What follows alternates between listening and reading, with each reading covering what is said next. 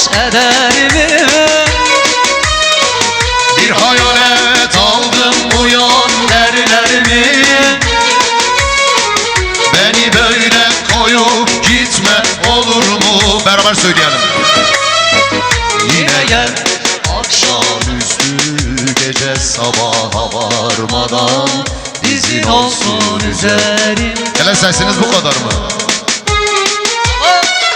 Yine gel akşamüstü gece sabah varmadan izin olsun üzerimde olur mu?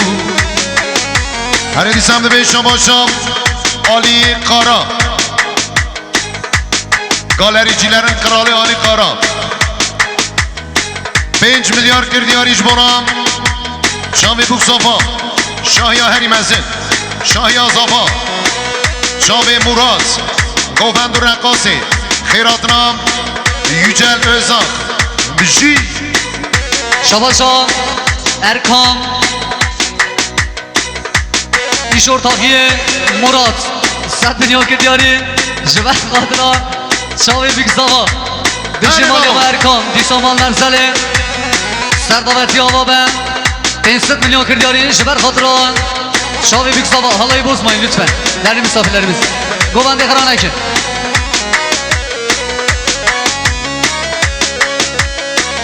Amanın, amanın.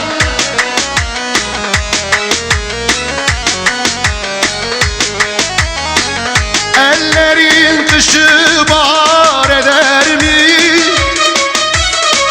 Düşünce yüreğimi örter mi? Ellerin kışı bahar eder mi? Üşüyünce yüreğimi örter mi? Ey ruhuma kralemi papatya, Beni böyle koyup gitme olur mu? yine gel akşamüstü gece sabah varmadan izin olsun üzerimde olur mu? Yine gel akşamüstü gece sabah varmadan izin olsun üzerimde olur mu? Olur mu baba?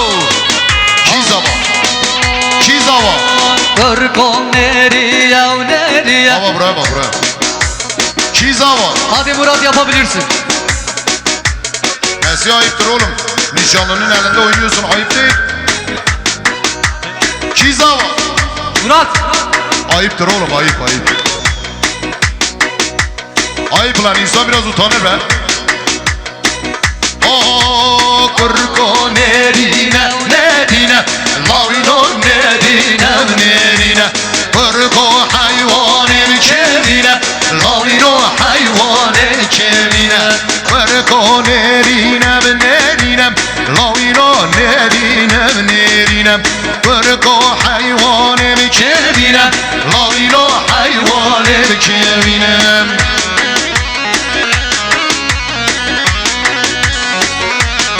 Hadi Leyla oğlu Leyla.